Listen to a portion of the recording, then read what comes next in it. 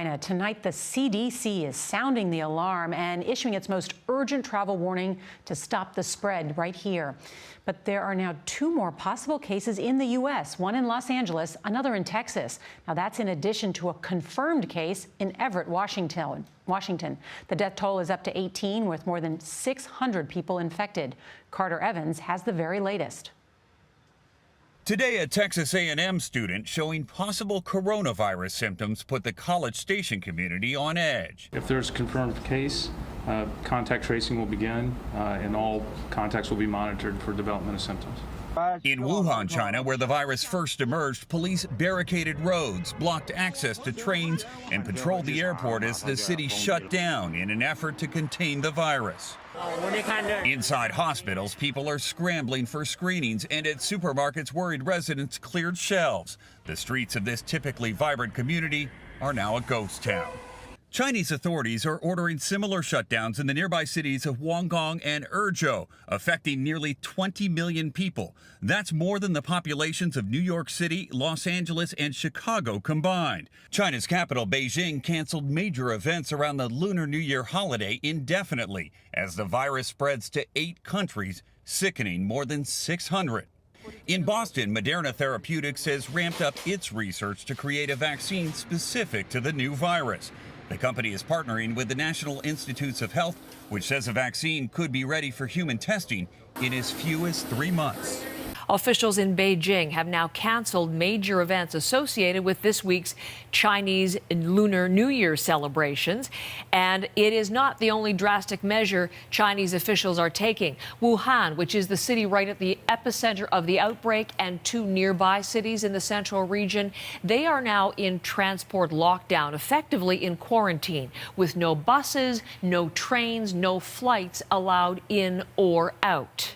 It was soon identified a coronavirus. That's the same family that includes the common cold and more serious illnesses such as SARS and MERS. The common symptoms of a coronavirus are fever, mild difficulty breathing, a dry cough that develops 2 to 7 days later, gastrointestinal issues, diarrhea, and general body aches. More severe cases can lead to a fever above 100.4 Fahrenheit, pneumonia, kidney failure, even death. The coronavirus can be transmitted by coughs or sneezes from an infected person or by touching contaminated objects. Other news, China closed off Wuhan, a city of 11 million people, in an unprecedented effort to contain a deadly virus. Officials also announced that 2 other cities are being closed tomorrow. Train stations in Wuhan were unusually calm. The streets were empty. Medical staff said that they are taking extreme precautions to avoid spreading the infection from isolation wards.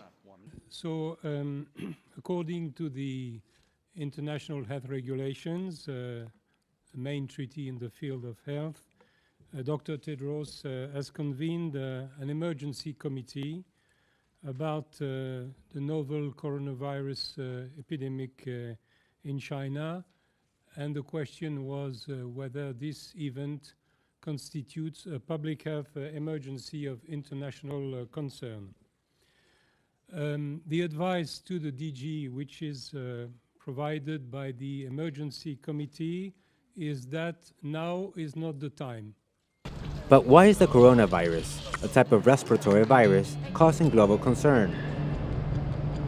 A respiratory virus is what infectious disease experts fear the most because you cough, you sneeze, you're in the same airspace, and it can spread very quickly. Just like the measles outbreak in 2019. That's why measles is the most contagious disease on Earth, because those droplets can hang in the air for 2 hours, and if you haven't been vaccinated and you walk through in 2 hours, you're 90% chance you will get sick. It's unclear how easily the new virus spreads, and lack of information only adds to the confusion. There is, however, actual concern that this outbreak will be similar to the SARS epidemic in 2002, where the virus spread from China to more than a dozen countries. That time, over 8,000 people were infected and more than 700 people died. But why are pandemics, like this one, Zika and Ebola, continuing to emerge in the same parts of the world? Emerging diseases come from specific regions on the planet. We call them the hotspots for emerging disease. Places like Southeast Asia, South Asia, Central West Africa, and Latin America These are areas with a lot of wildlife, a lot of diversity. When humans come into contact with those wildlife species, we have a chance of picking up the viruses. Since the SARS epidemic, many countries, including the US, have implemented multiple plans to stop the spread of these type of viruses. I think health officials think that we are much better prepared now, especially after Ebola. Chinese scientists were able to sequence the genome of this virus very quickly, post it online for people to see, and when that's shared, that information, scientists can work very hard to figure out diagnostics. Chinese authorities have shut down rail and bus lines, canceled hundreds of flights, and cut off highways from the epicenter of the outbreak.